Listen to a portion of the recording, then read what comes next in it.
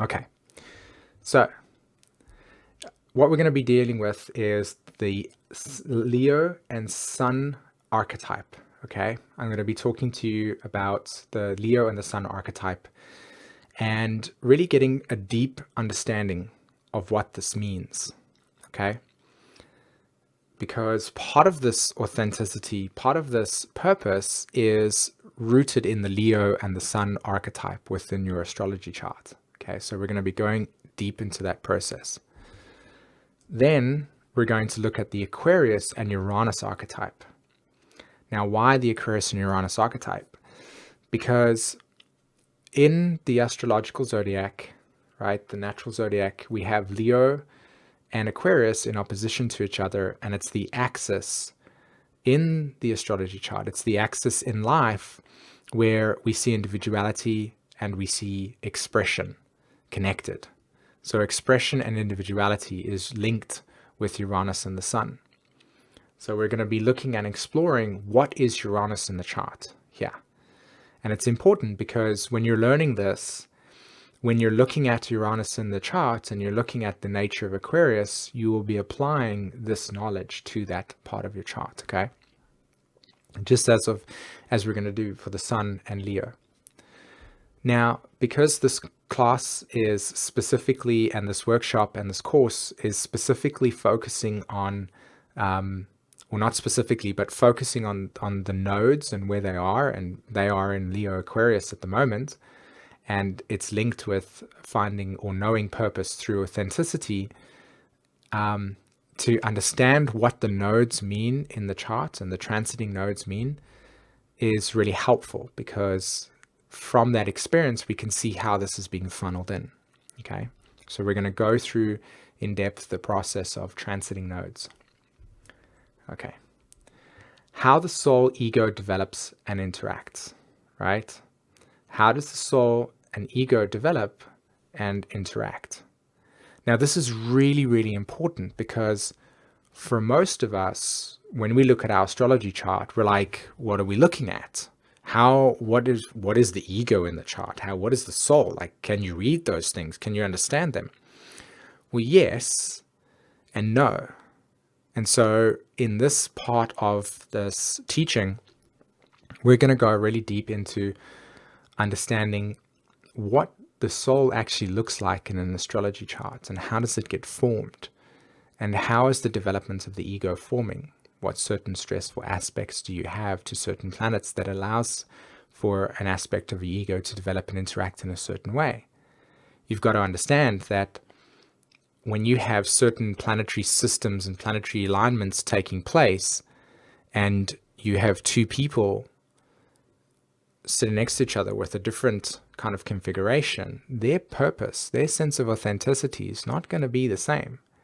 And so just immediately by objectifying those things, those differences, we have already found true authenticity. Because if that person was operating at a different level or a different way than what was natural to them, then they would be in a conditioning state, right? Conditioned by something else other than themselves.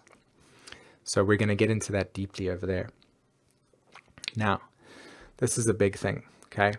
Trauma and Samskaras, the original separation. Now, when I originally created this class, my intention was a little bit different originally.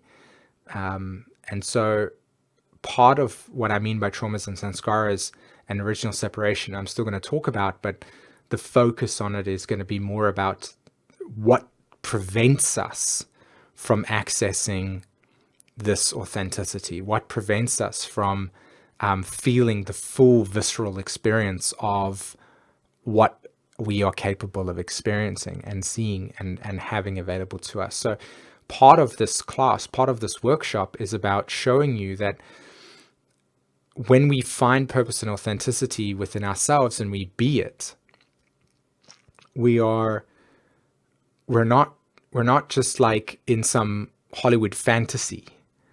We're integrating the shadow. Part of our story is about finding holisticness within ourselves. So it's integrating the parts of us that are natural and organic, and then there are parts of us that have been affected or that need to be processed or are unresolved. You see, because in that unresolved process, we get depth, because we allow for us to awaken and open up to experiences within us that open up empathy, that open us living through the heart. So trauma and samskaras and original separation. And then finally, how your uniqueness, well, not finally, but how your uniqueness makes you shine.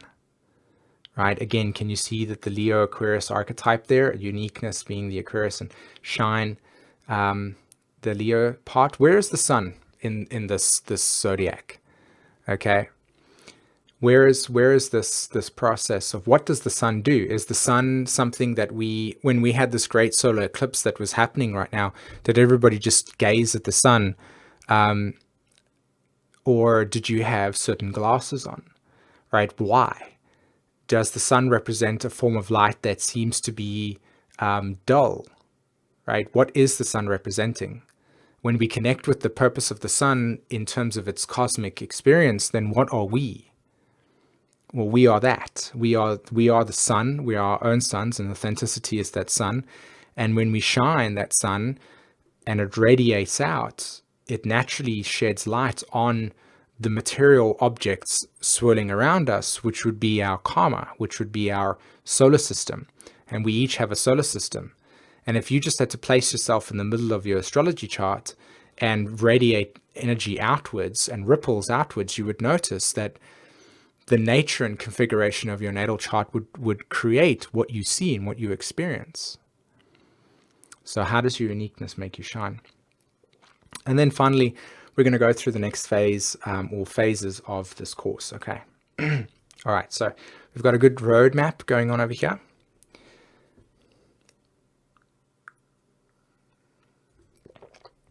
Okay.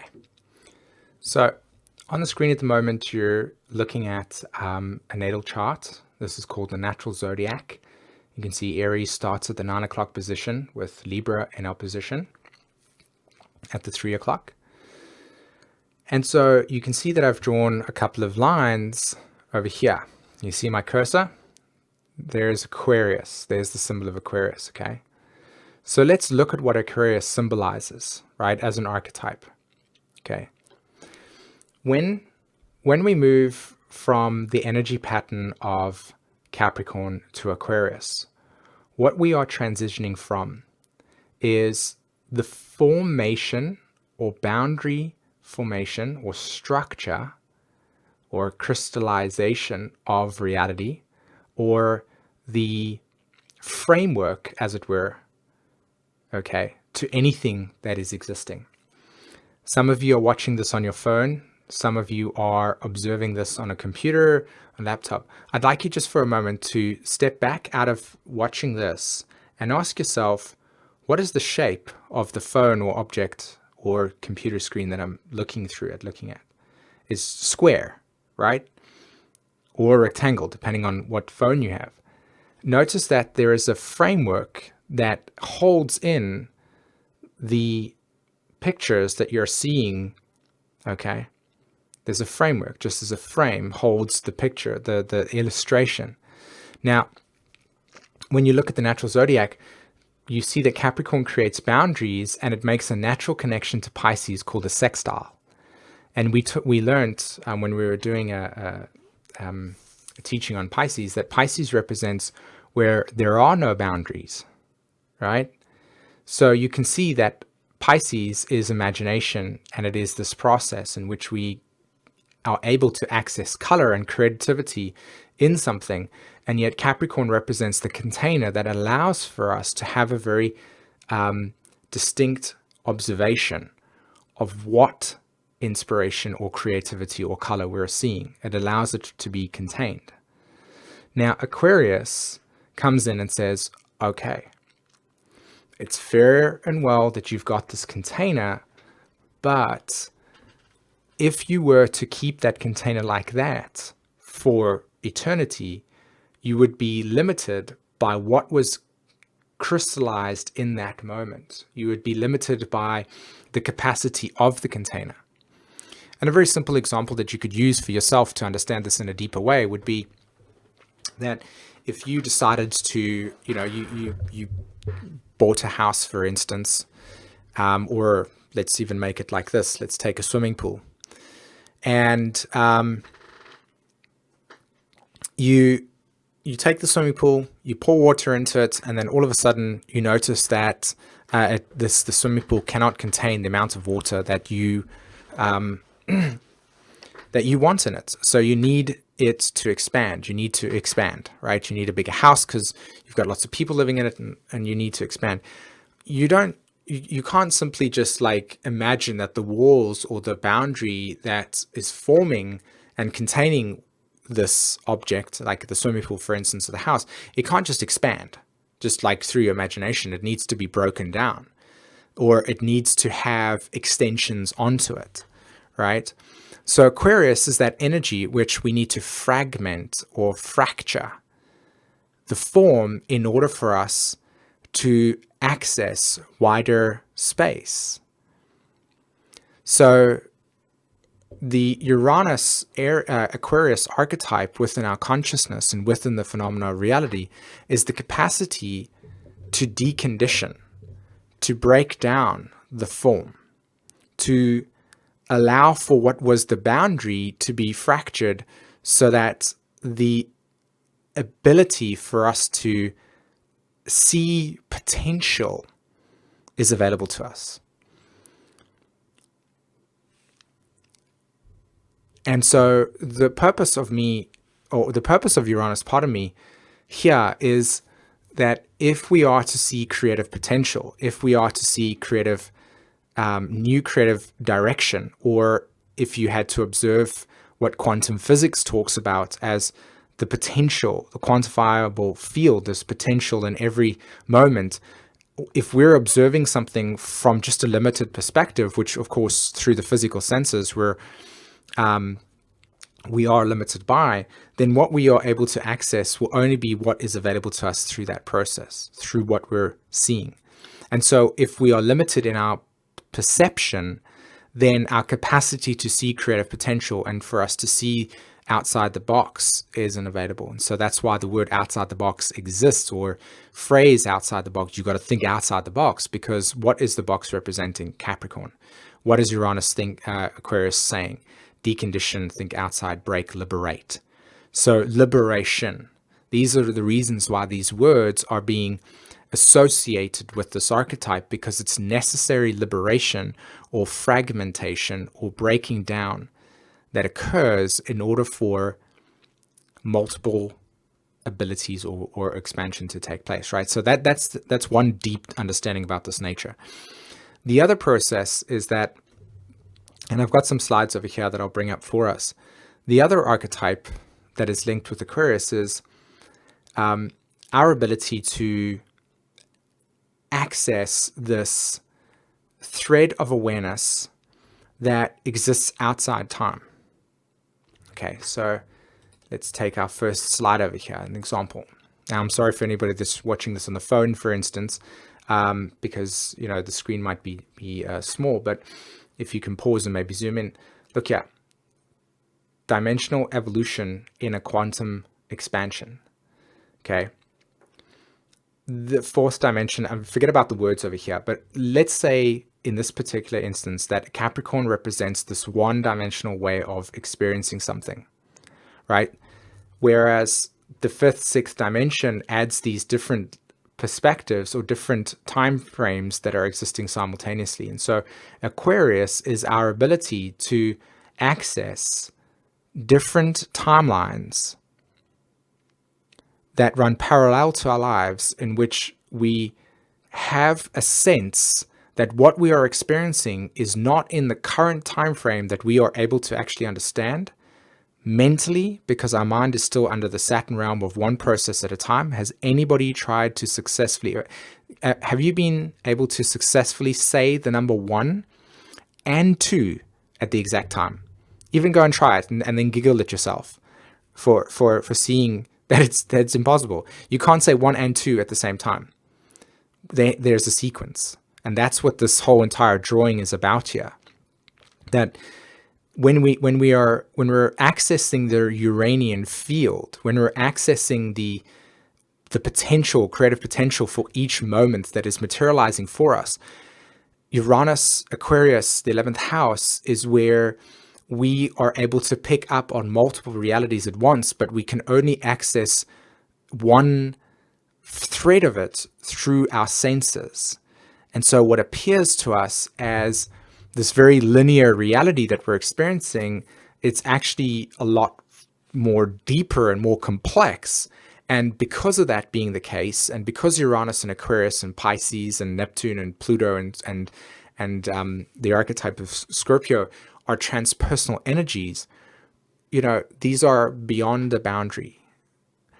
So when we experience the phenomena of repeating themes, as an example, when we experience the phenomena of numbers, like 1111 patterns, etc., repetitive patterns and stuff, it's actually our awareness translating themes or synchronicities that are occurring, that the soul is saying, here, this is a direction that is being brought to you, that in your linear mind cannot be conceptualized because your sense of time cannot define the multiple dimensional realities that are occurring at the same time. So what happens is that we sit here and we just observe this one dimensional reality, but our awareness can be accessing these multiple things here. So I've kind of killed this here in terms of talking to you about this. So Uranus is the ability for us to access and awaken and accelerate.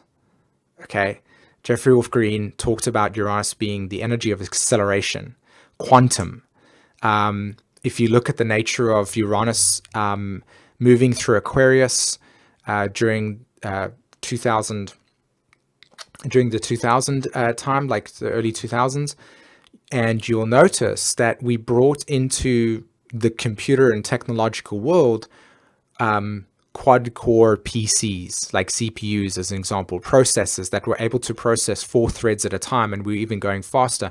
Now, when I was a youngster, we didn't have any technology that was able to process what a phone can do right now. And we had computers at that stage I had a computer at that stage, or a PC at that stage, that had this wonderful processing power. And most of our phones nowadays can process faster than what that can do. You can just see the acceleration here. It's not a coincidence that when Uranus and Neptune move through Aquarius and Pisces, that the acceleration of human beings regarding the nature of technology, regarding the nature of Facebook, regarding the nature of YouTube, everything just became quantum. And now we live in this age where the acceleration of things moves very rapidly. And so that is because of the nature of this quantifiable field becoming more available to us as the veil begins to become thinner and thinner and thinner. Okay, so Uranus Aquarius correlates to what I've just shared with you right now. So this beautiful picture, what people think time is: past, present, future, linear, right? Monday, Tuesday, Wednesday, Thursday, Friday, Saturday, Sunday. And so what we do is we have this threading that the mind processes, and you must understand that it's not as if it's a limitation. It's just a biological sequence in which the brain can emotionally process one thing at a time in that sense, right? And so what we're having here is emotional identity. Okay, if you have a look at this drawing over here, the ego, the 4th house Cancer, correlates to the archetype of emotional identification with the phenomena of reality. Every single one of us has an ego. Every single one of us has an emotional relationship or a connection to the phenomena of reality, that when we connect with it and we interface with it and we interact with it, it brings to us more of who we are if we are seeing it. That's what it means when we look at our life, and it's a mirror of our inner world, because the way that we interact with the existential world is the reflection of our relationship to ourselves within inside.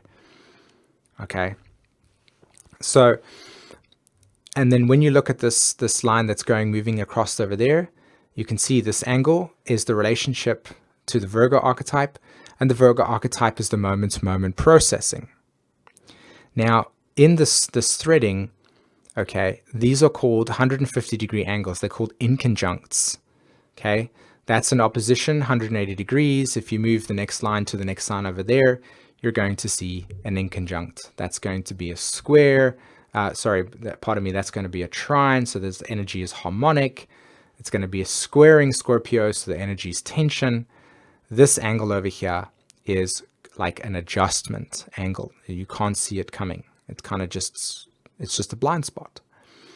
So Aquarius reflects the nature of chaos or unpredictability, or unpredictability, chaos, destruction, if you want to put those things over there, only because the physical human ego and sense of self, as it interacts with the phenomena of fractals and the way that energy and the phenomena of reality is actually materializing itself behind the Maya, we experience it as that because our sense of moment-to-moment reality that we're emotionally connecting to cannot actually make sense of that Iranian energy.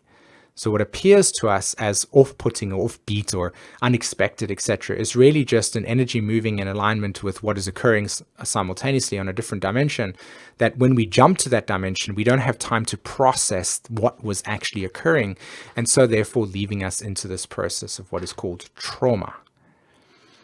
Now, there are multiple layers of trauma in different categories, okay? This is a very huge subject, but specifically speaking right here, in terms of the nature of Uranus, Aquarius, and the Aquarius archetype, what we're dealing with here is that when we have an experience that the ego sense of self cannot interact with in a way that makes sense, that has happened in an unpredictable way, in a shocking way, in an experience that it hasn't allowed us to interact where we could process what it meant for us and find resolution, through Saturn suppresses anything that we can't process. And what it suppresses it to is the individuated unconscious. You're unconscious.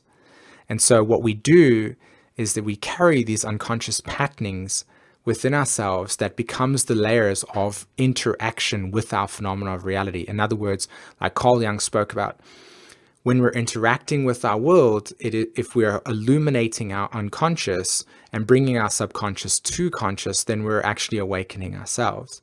And it's this key factor here, that the soul and Uranus is showing us that there is this threading, this experience in which we're having, this patterning that we're having, that we can't have direct access to because of the fact that the ego sense of self and emotional reality is limited by its structure.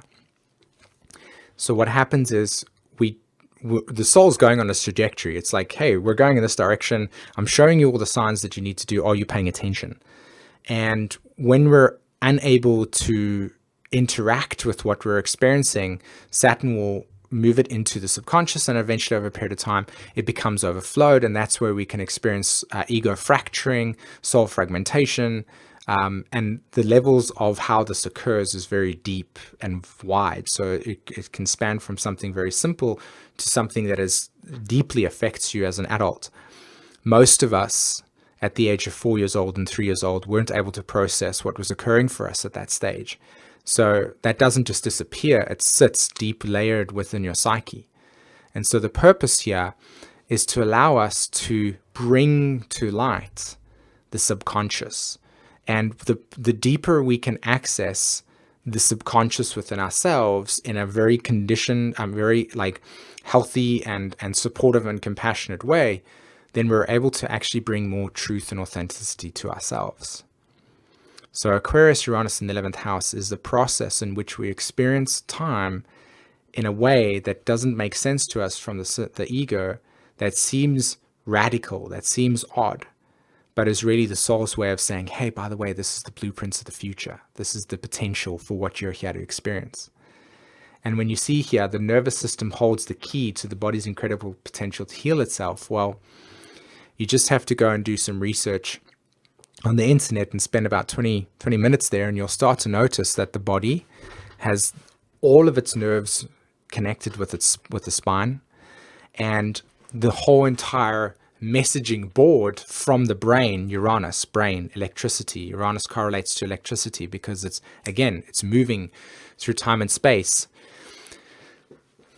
So when you've got the nervous system and the brain is connecting to the body through the spine, and it's sending all the signals out there. So what we're trying to say here biologically is that Uranus is our ability to send biological electrical signals through the spine into the body. And when we're healing the crystallized emotional patterning that has occurred and that's stuck within the spine through certain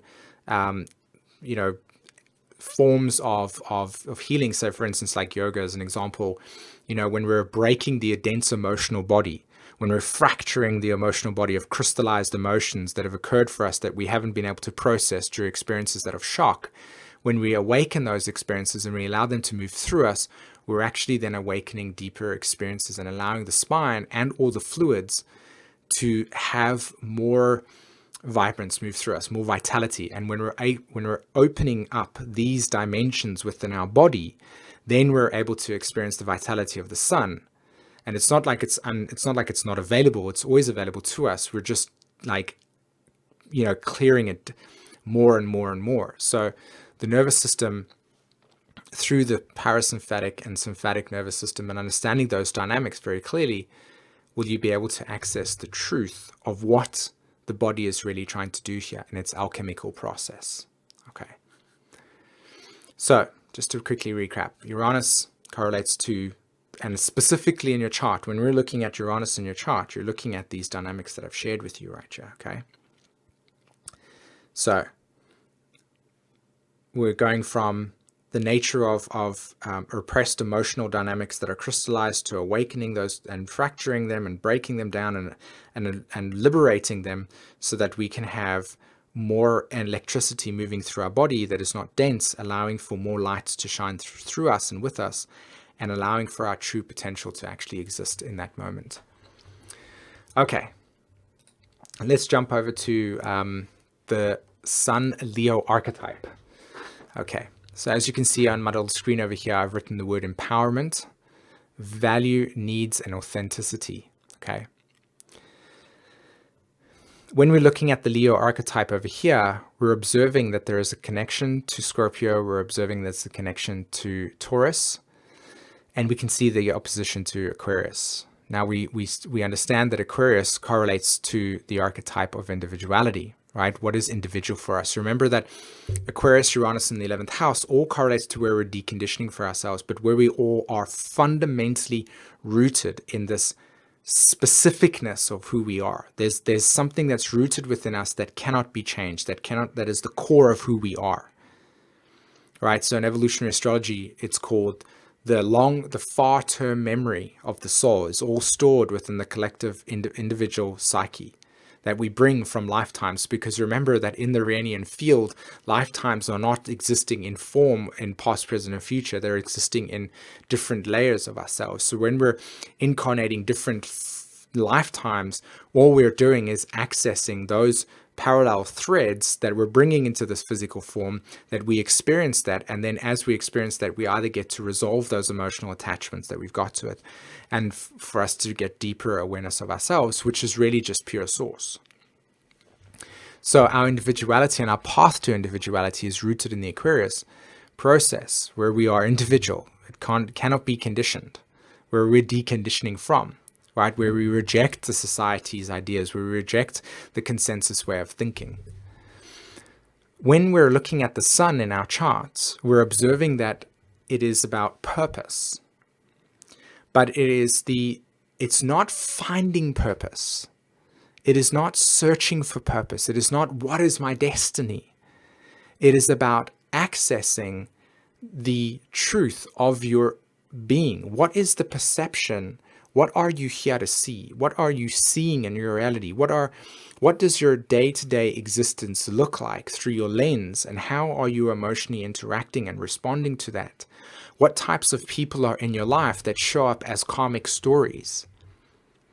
And so when we get to this process of authenticity, What we're seeing as a development of the sun and the Leo archetype in the chart is that destiny is fulfilled through authenticity. And the purpose is what you experience as empowerment. So here, what are you here to transform? Scorpio is about transformation. So when you're seeing yourself and what inspires you, what you're moved by, what do you see when you move to a certain frequency, to a certain vibration, to a certain life way of living that reveals to you what is real for you, and how can you experience yourself as being just that? And in those moments, you illuminate your truth. You illuminate your needs. You understand that in order for you to experience yourself through this way, there are certain needs that you have. There are certain values that you validate within yourself. And when you empower that process through the Scorpio, when you give it commitment, when you commit, when you access the desire that's in that sense of authenticity, you truly know your individuality in that process. So the sun shows us this purpose. It awakens it. It shows us a light. So like for me, as an example, I have the sun in Scorpio in my 10th house. It's very close to my Saturn, and it's very close. In fact, it's right in conjunct my Pluto and Mercury. And there are many layers to the story, but when I look at the awareness, I see all around me people that have self-actualized. I see all around me people that are very strong in their boundary making. I feel a strong sense of authenticity around people that are on a level deeply committed to their soul awareness. And when I watch that, I see within my own chart the story. And just the fact that I'm seeing that in itself doesn't mean that that's the truth. It just means that what I'm seeing and what it means to me and how it's evolving me through my process of observing how I interact with this and what I'm being shown allows me to understand deeper. And as my life goes on, I get more authentic because I clearly see the patterning. I clearly see the threading here. There's a story that's unfolding for me. And for each of us, we have a specific story. It's not coded in the guidance teacher at school telling you that this is where you've got to go. It's coded in your, and again, this is a very sort of controversial thing that I've said there, but it's coded in your ability to watch your story. Now, as we're growing up in life, of course, we need parental structure, and that's what Capricorn is connecting to Leo is about, a whole different story. But that is when when we get older, we start to recognize these threads. And as we recognize them, we see that purpose. So this is a beautiful picture here because it really illustrates the nature of the Leo archetype and the sun archetype and purpose archetype. Purpose is rooted in knowing your needs, knowing your relationship to yourself. You know, we all need to, on some level, at some point, go through a deep process of knowing who we are by exploring our inner depths, understanding what is essential for us. So part of our best self through the tree, right? Remember, this tree is such a beautiful symbol when it comes to life, because not only does it show growth, but it shows roots and it shows structure, you know, nature. So when we look at the values, we add our values. There, Taurus, right? We're learning always consistently. There's two sides to this Leo archetype. There's the shadow archetype, that's the growing, maturing, underdeveloped energy, which is like the child that only has a sense of its immediate environment and who it is. So to an adult, a child can seem childish because it's not seeing the other. It's not seeing the actions of the consequences of its actions, as an example. And it can be so difficult for a parent to get to remain not upset at a child if it does something silly, because to us, we're interacting with a child that says, how could you not see that that was occurring? But to the child, it's in its own world. And part of like finding truth and authenticity for us and moving through the shadow is allowing us to grow up, but when we grow up, we don't grow up in the terms that society has defined it through as go get a job, be responsible, pay your bills, etc. It's like, how do you like grow and take your sense of dream like state as a child and incarnate it into vision when you're older, creative purpose? How do you take your vision of what you see and formulate it into something that nourishes not only your own life, but maybe others, if that is part of your path, as an example? So destiny is fulfilled through what is your story. And part of that is understanding your values and understanding your needs. And inner strength comes from the Scorpio archetype. Are you committed? You can really, really access the depth of the Sun Leo archetype, because anybody that has been in a relationship, the first relationship that you had, that would be the most purest sense of what it was like to experience being in the full Leo Scorpio energy. In other words, Leo energy, this, oh wow, this is so amazing, I found this is the person I'm going to marry, Scorpio commitment process. And then all of a sudden, like a year later or 6 months later or 3 years later, you grow older and life moves you onto a different path and you have to let go of the relationship, or it just ends through whatever dramatic ways. And you start to notice that there's this deep saddening that occurs, this deep loss that occurs, maybe even ragey feelings of whatever. And then you start to notice that the next time you maybe open up to a relationship, it becomes a little bit more harder, because your commitment process to once being so innocent and open to love, life bit you, as an example, and taught you that it's not always just this process, and you kind of guard yourself. So the Leo archetype, especially if somebody's got like these types of symbols with Leo and Scorpio, you can experience lifetimes of not being afraid of your authenticity or afraid of loving yourself because of the experiences of loss that have maybe occurred, and the shutting down and not wanting to empower. Because when we lose something and our hearts were invested into that process, it's a very painful experience. But you can also see the enthusiasm that arrives when you commit to something and you're finding inner strength, just as I feel when I share this material. So the Leo energy, okay, it's the container that adds color. So what is your specific spectrum? Every single one of us has a specific spectrum of awareness that we're here to see. And our sunshine shows us that. It shows us what we're here to see. And when we see that and we be that, we're able to know true authenticity. And there's almost a transparent essence about it, because it's not something that you're needing to be or needing to validate or needing to be merged with or empowered from.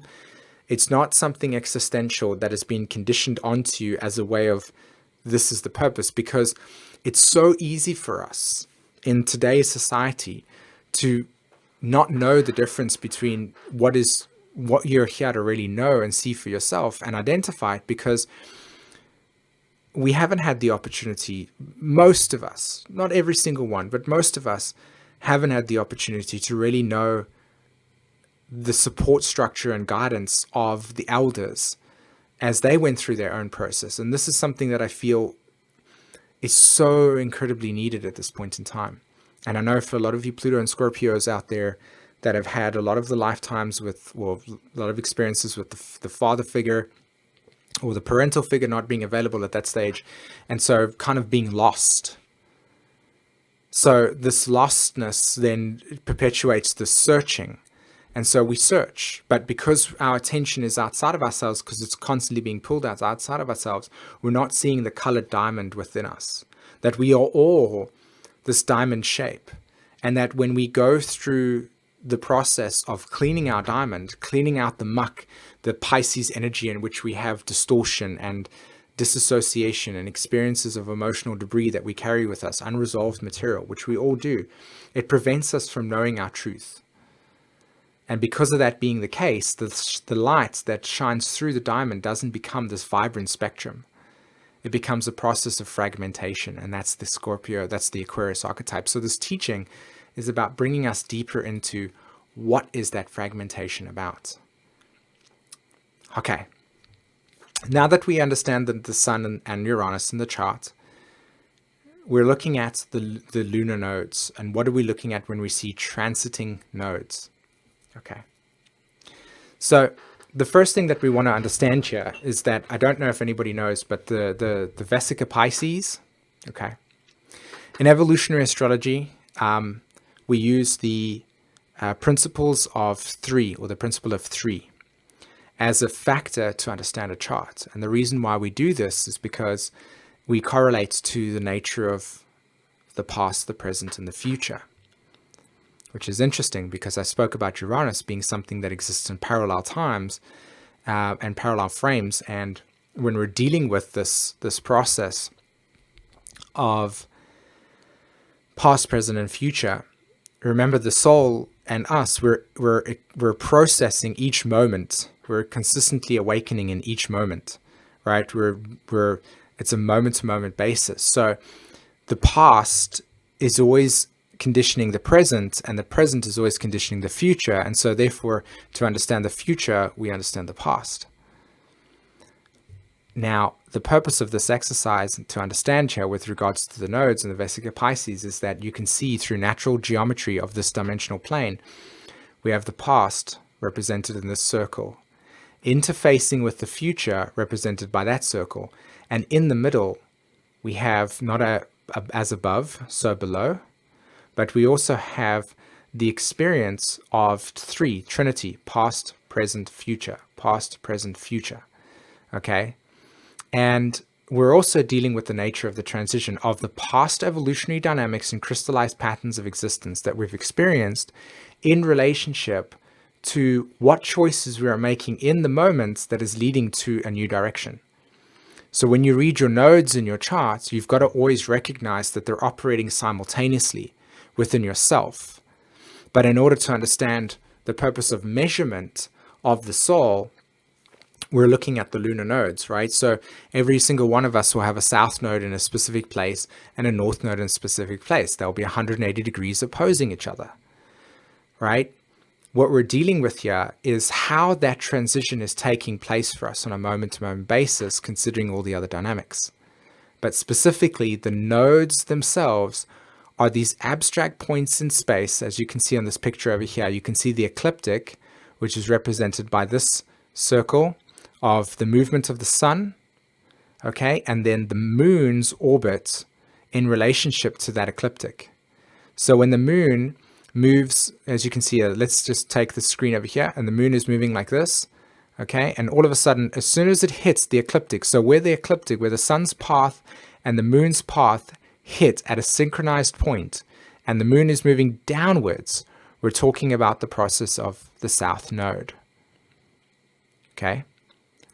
When the moon moves past over there, okay, reaches this point and it hits the exact point of the ecliptic, because again, we're dealing with a circle, so it's 90 degrees that way and 90 degrees that way, it's 180, right? There's another point over there, but instead of it being the south node and the moon moving and crossing that synchronized point in the ecliptic, because it's not going downwards, it's going upwards, we're talking about the north node. So ascension, descension, ascension, descension. And it's this constant interaction between the moon and sun and these synchronized points that creates these abstract points in space in which references us. It's like these vortexes of energy within our consciousness that is specifically attuned to what environments and conditions we're here to see, right? So when you look at the south node and the north node in the chart, especially now when they're transiting, what we mean by transiting is we're literally just saying that where the nodes are today in relationship to when you were born, as an example, not really in relationship to when you're born. That's not that specific. So, just cut that out. But the transiting lunar nodes will where they are today. So because this conversation is about the transiting nodes through Aquarius and Leo at this stage, and we're talking about purpose and authenticity, well, then naturally we would understand that the sun and Uranus, because Uranus rules the Aquarius symbol and the sun rules the Leo symbol, we're dealing with the activation points. Does everybody see the correlation now while we are having this energy move through us? So, time. How is the south node in Aquarius reflecting the deconditioning cycles of past dynamics that once represented a direction? How is the sun representing the incarnation of true authenticity and what direction we're moving into. How are we bringing more truth to ourselves by liberating ourselves from the conditions of the past? And of course, in this particular instance over here, the present moon, of course, will show us how this is operating on a moment-to-moment basis, which we don't want to really get into. But for this conversation, for this teaching, we're understanding that the south node, wherever it sits in your chart, and the north node is showing you how you're transitioning from the past to the future.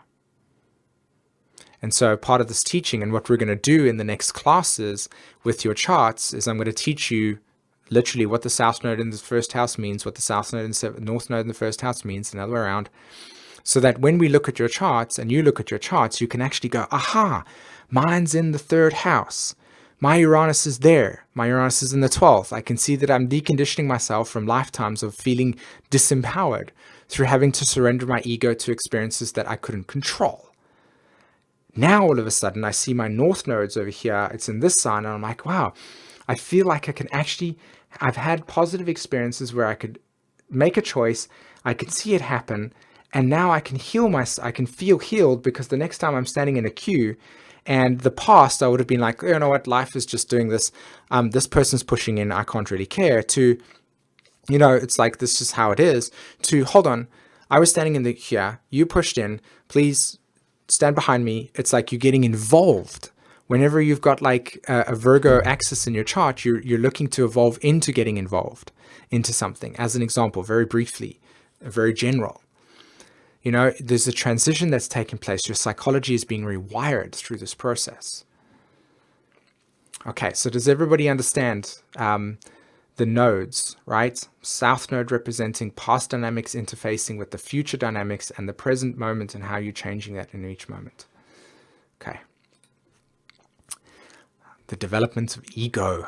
I love this. I love this so much. It really, really is one of the most inspiring things for me to teach about the nature of not only astrology, but the connection with the body, because those symbols are not just existing in some etherical plane. You know, these are real life.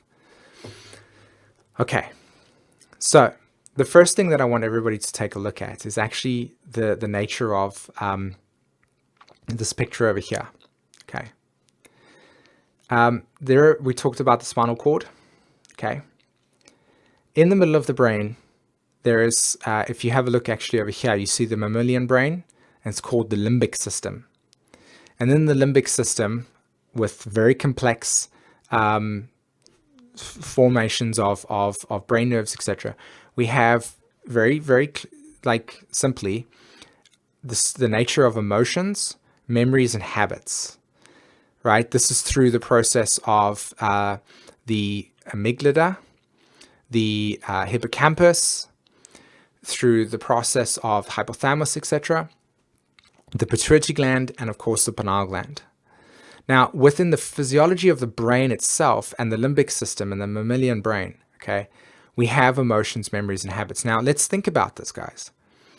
When we interact with the phenomena of reality, in each moment, there is some experience that we are having an emotional experience with that is also forming memories, and also either representing a habit that we have developed over the past due to whatever emotional interactions and memories of the past, but also how we've experienced, how we are then consistently allowing our interaction in future events to be influenced by those crystallized patterns within the brain structure. Okay? Again, the body is not something disassociated flowing out into the world. Astrology is not something just randomly over there. This is life. Okay? So Uranus actually correlates to the archetype of the hippocampus. Why? Because the hippocampus is where the long-term memory gets stored, the seahorse. And when we're dealing with the nature of experiences, emotional connections are formed when we're interfacing with it through the amygdala, through the brain's networking of the neocortex and definitions and structure. So all experiences that we experience when we're younger all get stored in the subconscious, which correlates to the nature of the brain and the limbic system. Now you can imagine that if that formation of neurology has been formed at that point, how do you think you keep experiencing the nature of karma or forming the same habits over and over and over? Okay, we see the connection here. We see the connection that the brain is the physical vessel in which we need to rewire in order for us to experience things in a different way. And it's not that like black and white, by the way, guys. So I want to put it out there. It's not that black and white. Okay. But on the internet right now, there are many, many people that are talking about different ways that we can change the frequency of the brain, and the brain waves. I mean, I did one teaching on earlier this year on how frequency and brain works. So just very, very clearly over here, when we're coming back to this picture, you can see that this picture is drawing with the pineal gland that sits there. Now, the pineal gland, it secretes melatonin and serotonin.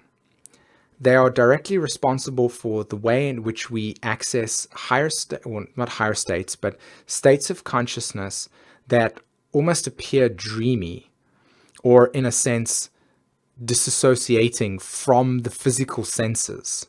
So when we go to sleep, as an example, our brain and our pineal gland responds to the light, and the pupils in the brain, or in our face, is actually telling the pineal gland, listen, there's darkness over here, and because of the darkness, you can begin to secrete higher levels of melatonin and serotonin, because this is the time to sleep, as an example. So awake when the sun is shining, sleeping when the sun is not available. You can see this difference over here, right? You can see the way that our interaction with reality is observing, the development of the ego.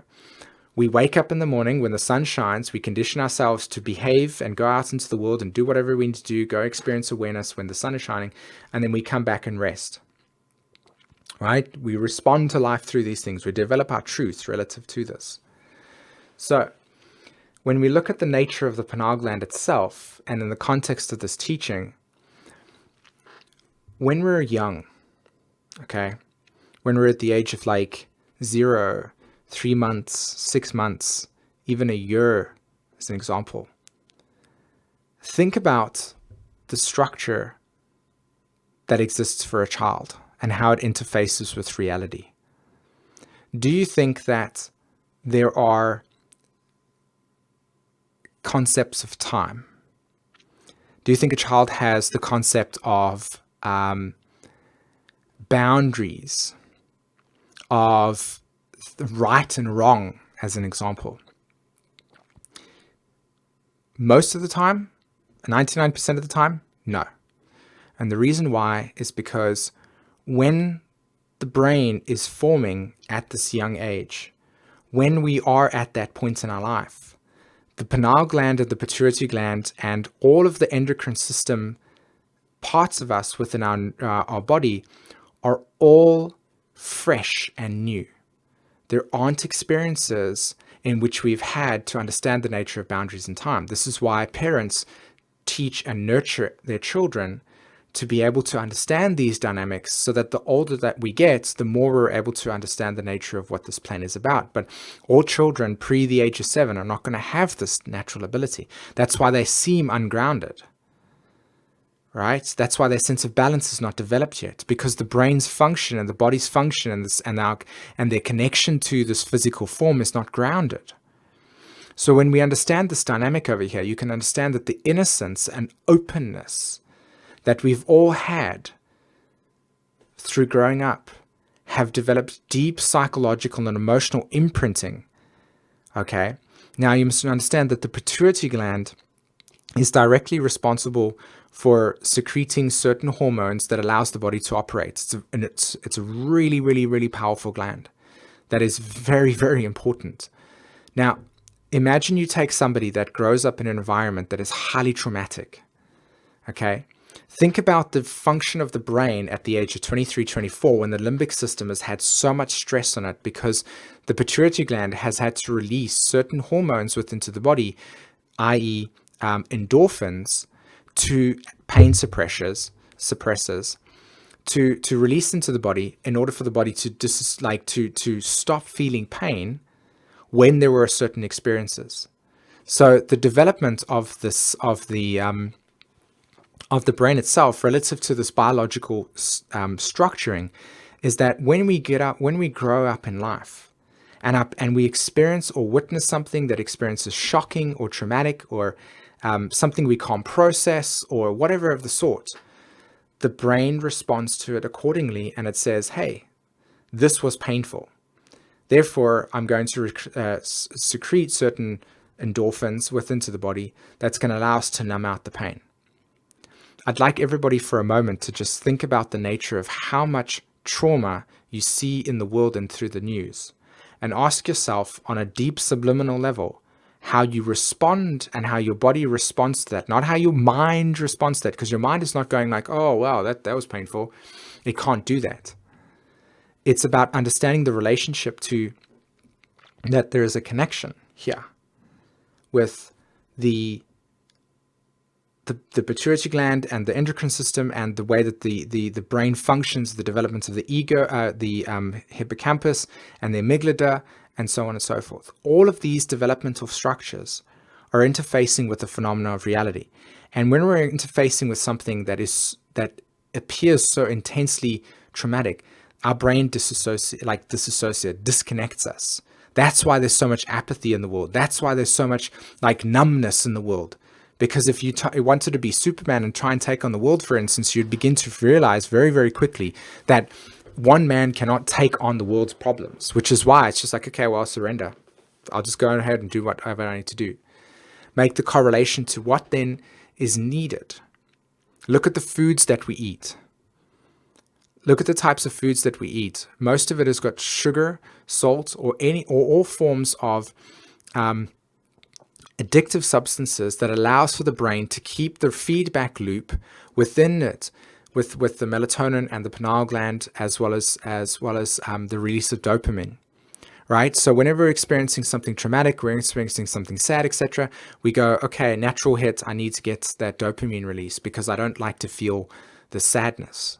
So from the ego's perspective, when we understand the relationship to the phenomena of reality and how the biology is interacting with it, we've got to understand that there are these multiple realities that we're processing, interfacing with, that overwhelm us on some level. That's the Saturn part that we can't process because we haven't had experiences in life that have helped us through this. That's why we have things like therapy as an example. That's why we have things as astrology. We're like trying to make sense of this ability, but we are here to process.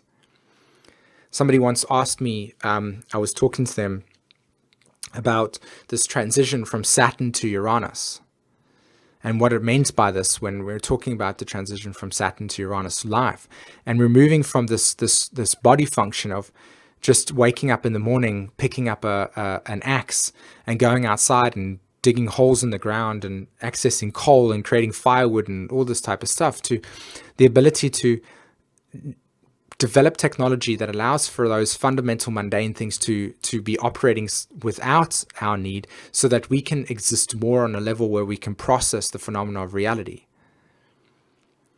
So again, the point that I'm trying to make here with this development of the ego is that as a child, we experience things as we grow up that are shocking to us, that we can't process, and so what happens is it gets stored into the subconscious, and the subconscious, which Carl Jung calls the personal unconscious, Uranus, collective unconscious, Neptune, conscious sense of self, ego.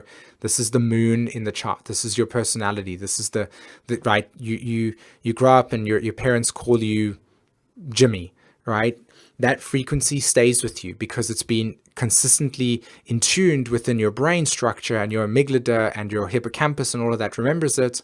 It gets configured within the neurostructure of the neocortex.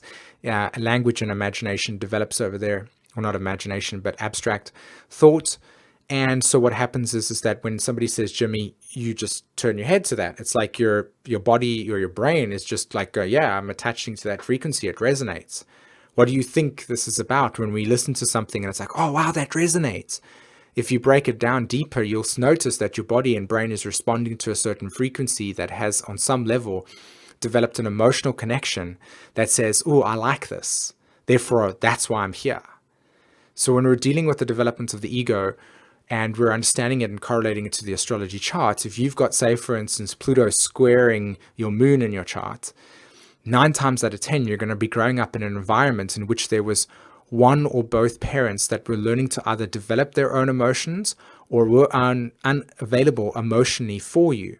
And so you can think about your own sense of ego that was developed in an environment in which you were trying to process what it meant to have an unavailable parent or caregiver. Again, the soul's purpose here is to develop a deep inner security that's linked with no attachments. That's where EA comes in here and says, okay, look, yes, you did have a parent that was probably like that, but you contracted that into your life in order to develop and process that this is a lifetime of internalizing your own security. Pluto square the moon as an example, Pluto conjunct the moon, whatever. So you can see here that the development of the ego is related to the body and the brain and the developments of the brain. And it's when we're understanding this process on a deeper level, we'll see the connection that the human body and its processing of reality is not just about astrology. We're not just this abstract space where the body is actually being transformed. And that's where you begin to access. And when we clear away the debris within ourselves and we rewire the way that the brain is operating, and when we open ourselves up to clearing the suppressed emotions that exist within our energetic field, we're actually allowing for the pineal gland to have more connection to the soul awareness, or a deeper awareness. That's what this picture is about. Because when we're moving through these different emotional states, the density of our body becomes lighter. And because of that, we're then able to actually access the pineal gland's secretion of melatonin, more oxytocin in the body. That bringing us to trust, that bringing us to love. And as we open up to that process, we're seeing inspiration. We're seeing the creative force that's within ourselves. It's not chasing it. So it's actually about allowing the ego to be a vehicle to awaken the inner self through moving through our shadow, moving through our processes that have been suppressed, etc., and allowing us to access what arises through those experiences. The secret of genius is to carry the spirit of the child into old age, which means never losing your enthusiasm. Ladies and gentlemen, make it super, super clear.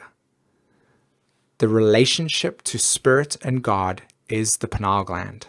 It is the process of melatonin and serotonin and dopamine being released within the brain, creating a chemical reaction that allows you to feel an elevated sense of heightness that then experiences this inspiration that allows you to make decisions and choices and perceive reality through this heightened state.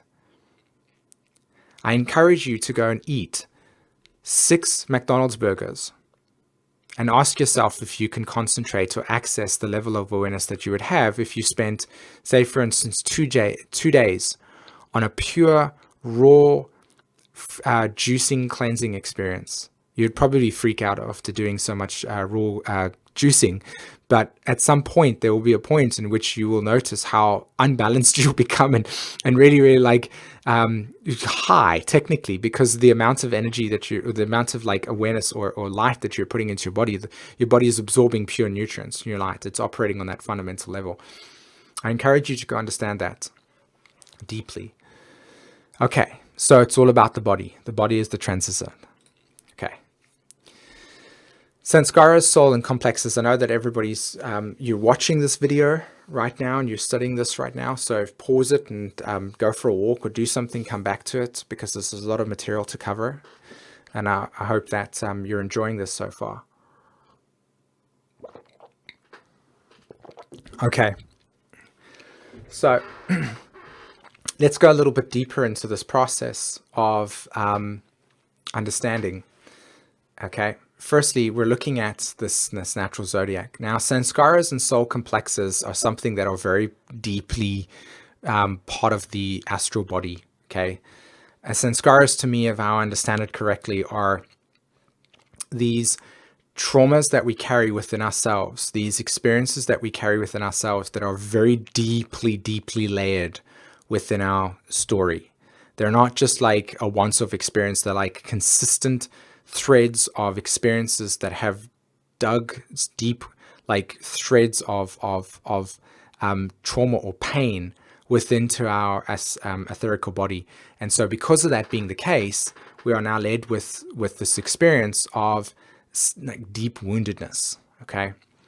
Now, before I bring this out over here in terms of sharing with you this Samskara thing, I want to show you that when we were born, there is a cutting of the umbilical cord. And the cutting of the umbilical cord is the representation and realization that the soul has a separating desire. And the separating desire, each of us comes through with this separating desire. And when we experience and understand the depth of what it means to have separating desires, we'll begin to understand the nature of the separation that each of us has come to resolve. Okay, why are we here? So, and this can be a very profound experience that is very, very, this is a deep internal process. But we all have this separating desire that can be reflected through the astrology chart. With EA, that's the whole purpose. That's why when I showed you the nodes, the past, present, future, why are you here? So when we're dealing with this picture that I'm showing you here, there are these two threads, okay? Scorpio correlates to the archetype of attachment. Cancer, the archetype, all water signs, correlates to the archetype of emotional security and ego sense of identity. My name is John. Your name is Barry. This person's name is Susan. Okay. That's the ego sense of identity that you relate to on a physical sense, right? When it comes to the nature of the soul, this is an energetic wave that is moving in a specific direction. Okay. And the Neptune energy or Pisces energy reflects to us either the inspiration or illusion. Now you can see here that this is called the water trine, and in evolutionary astrology, it is the process of evolution, the emotional body. We're evolving through the emotional body. And the emotional body is represented through the Cancer archetype of the sense of identity, the desire nature or attachment to whatever it is that we're moving through, and either the inspiration or illusion in which we are under that is basically allowing us to experience the reality. So Pisces correlates to this archetype of the totality, the Maya. And we are originally always going to be in this pure inspiration and wonderment. The child is always in inspiration. Pisces, the pineal gland is still open. There is no crystallization on the brain. There is no trauma and development of structure within the limbic system that is not damaged or conditioned a specific way. Our biology and brain and body is not conditioned a specific way. So we are always in inspiration. We're always a sense of wonder. We know this purpose on some level. And as we go through life, we begin to numb out and disassociate from the experience until eventually we come to a point in which we can be 30 years old and think like, wow, I'm successful in life. But really, and you define success through these man-made ideas of what it means, and you're completely just attached to the illusion that is rooted in your emotional security. And so here is the formation of the little ego. And it's necessary for us to go through these experiences. We've all done it. We all are doing it, even in myself. And the purpose here is for us to die with the little ego. Talk about Leo energy over there, the drama. To kill the little ego. It's the death of the human ego that allows us to be reborn into pure inspiration, into pure compassion, into pure awareness of true self, that becomes the vehicle for true emotional bonding, that becomes the vehicle for true emotional realization of what is actually here for us, what is authentic here for us. And so when we actually understand the nature of the original separation, and I think that this is something that takes a very, very long period of time, by the way. I don't think it's like you don't just wake up one day and say, oh, I know what the original separation was. I think you have to go through very profound layers of emotions that are, and I don't even think that most of us, I speak for myself, but I've experienced people that have actually dedicated an immense amount of time to trying to access this. And there are many, many, many, many, many layers in which the original separation within ourselves, okay, will be revealed. Because to me, I think that the pain that exists in that separation it requires an immense amount of like strong ego sense of identity, like true commitment, like true confrontation. And that's what this evolving through the emotional body is about. You confront the illusions. The emotional body confronts the emotions, the illusions. Scorpio confronts the illusions, and the intoxication of the illusions gets dissolved through the emotional ego. So we're purifying the emotions. And as we purify ourselves and we get closer to the actual truth of what it is, we go through disillusionment. We go through detached. We have to let go. We have to let go of the attachment. We have to let go of the ego's sense of security that is attached to what symbolized empowerment, which was really an illusion. And that's a difficult process because biologically we're not hardwired to allow that to naturally occur because of the structuring and the way that we are interfacing with reality. So this is where we develop these samskaras. So progressively over a period of time, when you, let's say for instance, to understand a samskara, you cut yourself on your skin.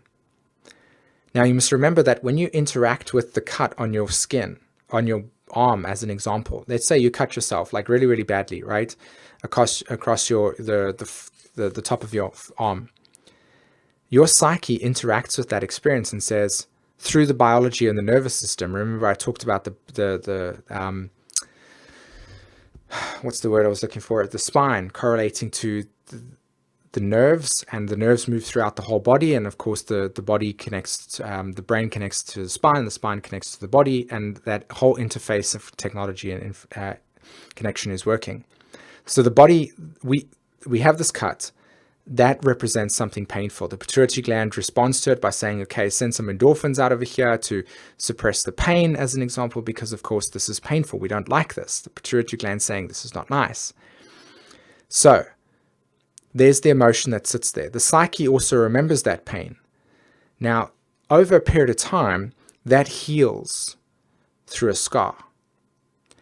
If somebody came over to you one day, say for instance 3 weeks after it was healed, and they came to you and they touched you on that area, do you think your response would be, oh yeah, that was fantastic, do it again, keep on hitting it?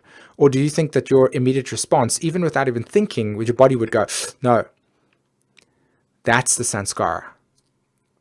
Okay? Because as with all emotional wounds that we carry within ourselves relative to separation, relative to the traumas, relative to the experiences that we've had that we haven't been able to process deep within ourselves, that lay within our energetic field, okay, that come up for review through lifetimes, it's got this threading around it, this trauma and abandonment that exists within it. Okay, the trauma, the pain, the original separation exists within it.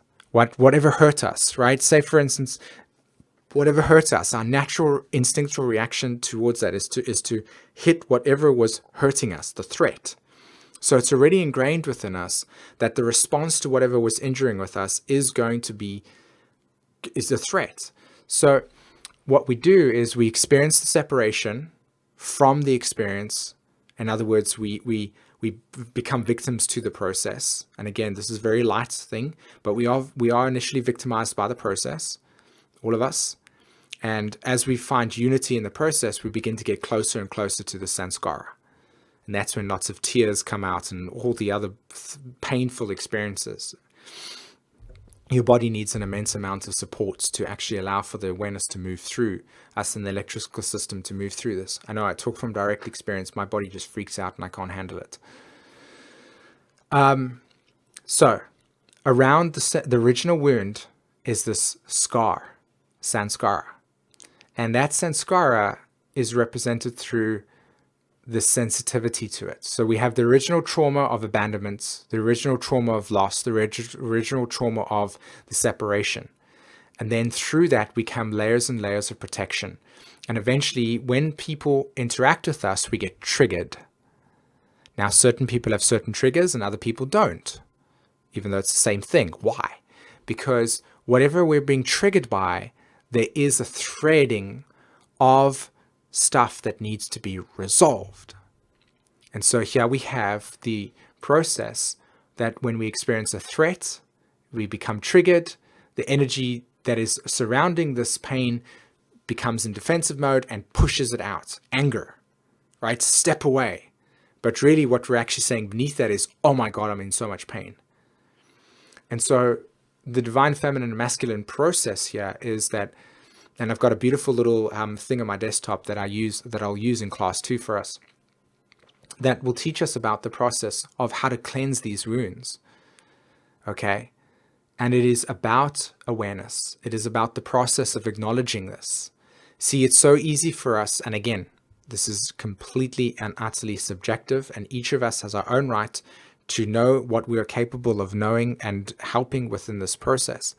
But it is when we acknowledge the pain within ourselves and we understand that this is something that our soul carries within us, we're already opening ourselves up to healing the wound, because it's the awareness of the process and realization within ourselves that begins to open and bring the ego into form with an alignment with the healing process, the compassion necessary, the needs necessary, the acknowledgement. And that can be difficult because our ego can be in a deep defensive mode. Our reaction on fight or flight can be deeply interactive. So it requires different levels of what's the word I'm looking for? Different levels of compassion, different levels of psychological understanding to deal with this process. And some of us can have deeply disturbed experiences that, we just have to work with. Expansion comes through the masculine process by the awareness. So we have this awareness, and then we're able to expand through this. We're able to expand by allowing us to actually integrate it within to ourselves. And this is the purpose of shadow work. Okay, final slide, and thank you so much for everybody that is watching this live, of course, and for anybody that has taken this course and you're watching this video and you've sat through this whole entire lecture. I've definitely enjoyed this to the point where I've probably used 3 hours worth of time, but that's the beautiful thing about what I'm sharing with you over here. I was so engrossed in this experience that the idea of time was out of my mind. And when we're in this true point of zero, when we're not in the future, when we're not in the past, but when we are in true authenticity, time dissolves. When we're having so much fun, time just disintegrates. Why? Because we're in that 0 point. We're in the pyramid of in that 0 point. We're completely holistic and balanced within ourselves, and we're vibrating at our highest frequency through the heart. And that is the purpose here. Okay. Right. So let's have a look. Your uniqueness makes you shine. I like you. You're weird. See, the purpose of this Uranus energy, the purpose of the sun energy, the purpose of the nodes transiting through Aquarius and Leo right now is that we're all having this potential opportunity for creative self process to be illuminated. I've learned so much in the last 3 days just doing this process about myself, and also validated so much of myself while I was interacting with my partner. And it was so beautiful because it was empowering. It was deeply, deeply empowering. And because of that, I was able to actually feel truth in me, not need to believe it, but feel it in me. And so when we can access the uniqueness, we can actually know what it means to shine. And so in this slide over here, this natural zodiac picture, there's these lower octaves and there's these higher octaves. Okay, the lower octaves in the previous slide I showed you, they all reflected, the lower octave was we can be caught up in the illusion and we're disempowered through the illusion, but we're committed to the illusion. And we hold on to that illusion until we're ready to break it. And when we're ready to break the illusion, that's when we're ready to peer into our soul and awaken truth within us. And various people, including myself, have to go through certain experiences, whether they be extreme, whether they be intense, to awaken that part of us. And some of those experiences are a lot easier to process. It just depends on where we are and what we're able to do and capable of processing at that time. Right? It's the same thing with this over here. When we're accessing the truth of who we are, our individuality is representing a true commitment to what is our natural desire. What is the truth for us? What is the process of our integration within ourselves? When we are intimately connected, Scorpio correlates to intimacy, right? Think about how vulnerable you are when you're intimate with somebody, right? Does everybody, have you ever seen people just randomly walk? I mean, obviously, but on a day-to-day basis, do we wear clothes when we go out into society, or do we wear no clothes? Do you feel vulnerable if you need to take off your shirt in the middle of the city center, as an example? Sometimes yes, sometimes no. Vulnerability is rooted in our capacity to know our truth. We can cover it up, and we can feel empowered by an existential shell or a sense of identity that we place outside of ourselves. But when we're truly, truly, truly ourselves, we're in the most vulnerable state because we're purely innocent.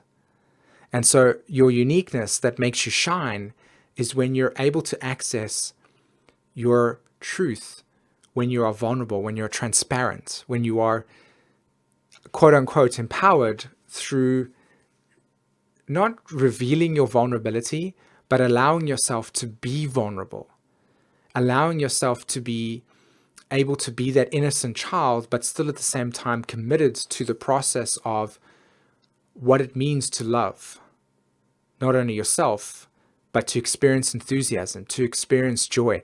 Joy, enthusiasm are all byproducts of serotonin and chemical reactions within the brain that are released by the pineal gland based on your experience of safety, right? Oxytocin.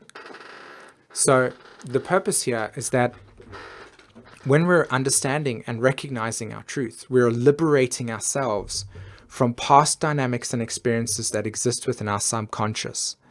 When we're processing that and we're allowing ourselves to be broken free from those past conditions, we're creating space within ourselves for more light to shine. And when we're allowing more light to shine, we can be more cosmic expressions of ourselves, which is the point of this picture over here.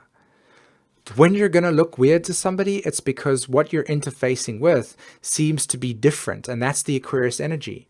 Aquarius energy is different. It's parallel lines. It's different frameworks of experiences existing in different time frames that the brain cannot conceptualize because the framework in which it exists within is limiting.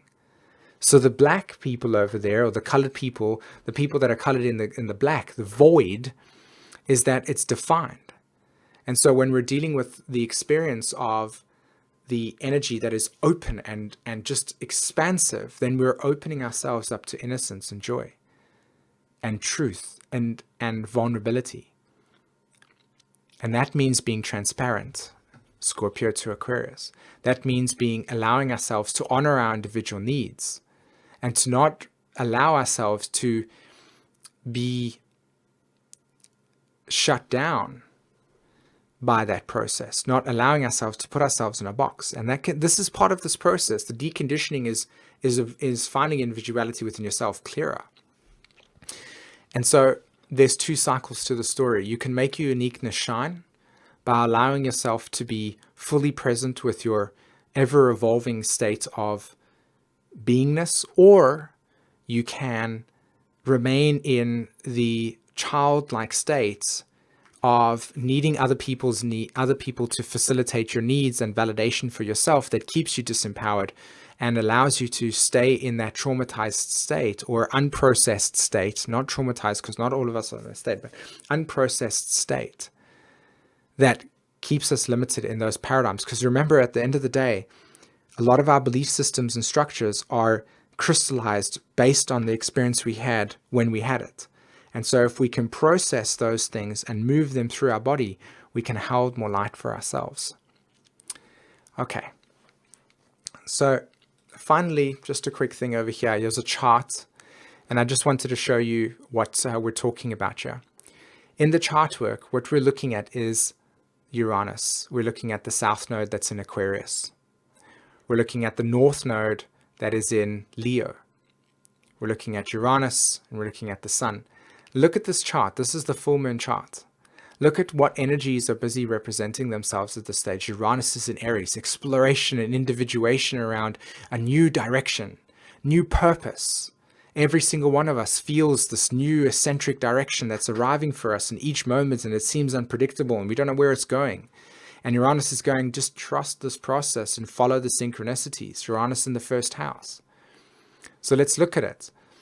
There's two dynamics here. The unconscious expression of Uranus in the first house is rapid change that leads to disintegration of new direction that eventually over a period of time just becomes just wasted energy, right? Because the Aries energy is asking for this new eccentricity to flow through, but if it's not being anchored in a way that is, following a synchronous pattern, then it becomes just, oh, wow, that looks exciting. Oh, wow, that looks exciting. Oh, I'm going to do that. And so we have diversity here. We have synchronized, we have unconscious patterning of quick changes, Aries, Uranus and Aries, quick changes that has led to fragmentation of what is inspiration, or not inspiration, but what is direction, how to follow new direction, right? So this is somebody that can actually be in a state in which there's too much fragmentation in their direction.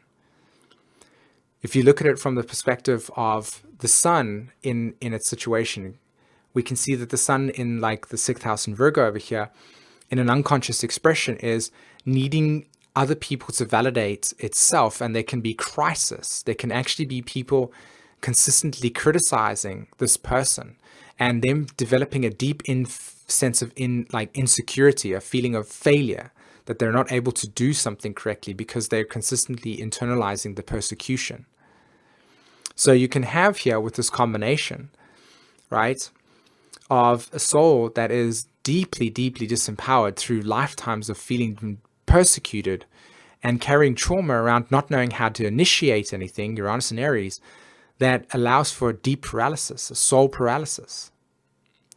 Now, if you had to look at the process of actually healing this, you could see that the soul with Uranus and Aries is saying this is a soul that has strong spark, that wants to create out of nothing, that wants to allow for new direction to occur. And if it follows inspiration, or not inspiration, but this gut experience that is very, very eccentric, then new direction can actually be very, very empowering. It's almost like a very strong sense of courage.